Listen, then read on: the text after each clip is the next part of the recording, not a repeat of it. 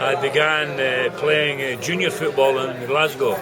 Oh, schoolboy football to begin with, then juvenile football, then youth football, before I did my national service. Oh, right, and do you think that helped with your career? Do you think it was a good... Yeah, very much so. It was a good grounding for you because you play with a lot of good players and a lot of hungry players, and without really having the facilities to encourage you in any way. Yeah, brilliant, okay.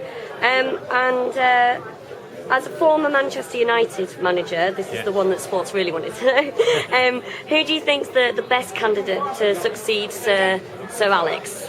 Well, that's a matter of opinion, of course, but I think if I was a gambling man, I would bet on David Moyes, the present manager of Everton. Okay. Because A, he's a very good friend of Alex, and Alex, I think, will want to keep his finger on the pie, so to speak. And David would be a very good choice, and being a fellow Glaswegian as well, they're good friends. So I think Alec will make the appointment himself. I don't think the board of directors will make the appointment. I think Fergie will do that himself. Okay. And you think he'll have a good choice? He'll yeah, I would think it'd be a very good choice. Won't leave it in the hands of any old person. No way. Brilliant. Okay. We have to talk about Grimsby Town. Do you know much about what's going on with Grimsby? No, I don't actually. I mean, I played at Grimsby 100 years ago, I think it was, when Arthur Wool was the chairman. He was the fairground man. He stalled on the fairground. Oh, right. And of course, I knew it when a good friend of mine, Laura McMenamin, was the manager. And of course, my idol was Bill Shankly, who was also the manager at Grimsby Town. And I followed Bill to Preston. Then I followed him into the national team when I played for Scotland. And Shanks was my idol. Oh, wow. That's lovely. So,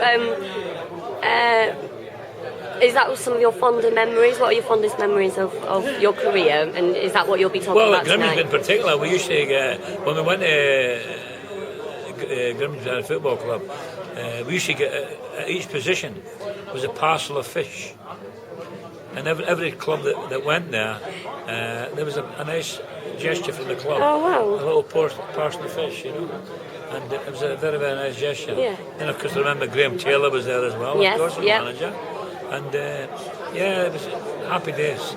Any other happy memories outside of Grimsby, and what would you say your highlights have been? Oh, my life's been a fantastic life, you know, playing football, managing my country, captaining my country, playing for my country, playing in the World Cup.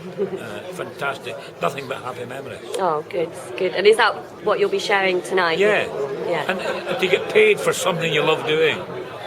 And they get paid as well. That's what's wrong with the game today. Would you say, I have to agree with you there, do you think players are paid too much and get a bit lazy? The thing that annoys me more, surgeons that save people's lives get paid peanuts. Yet you can get a very ordinary footballer getting £75,000 a week. That doesn't seem right. And it annoys me when you see the national anthem, they're playing for the country. I don't think they know the words. Or they know the words, they can't be bothered singing it.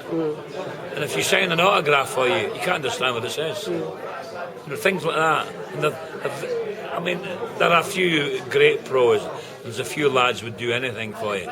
But I think 75% of them are not interested.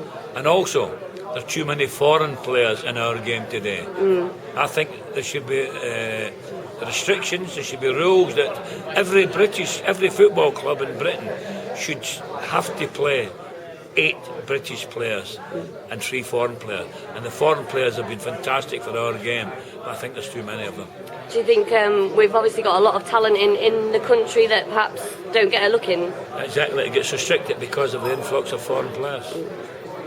Okay, brilliant. And you're known for your no-nonsense approach, would you say? Do you think that's also needed a bit more in football? Do you think managers do have that? I think you've got to be fair. You've got to be seen to be fair, you know, not biased. I mean, if you reprimand a player or you fine a player, you've got to forget it after that. He's been punished already and get on with the job.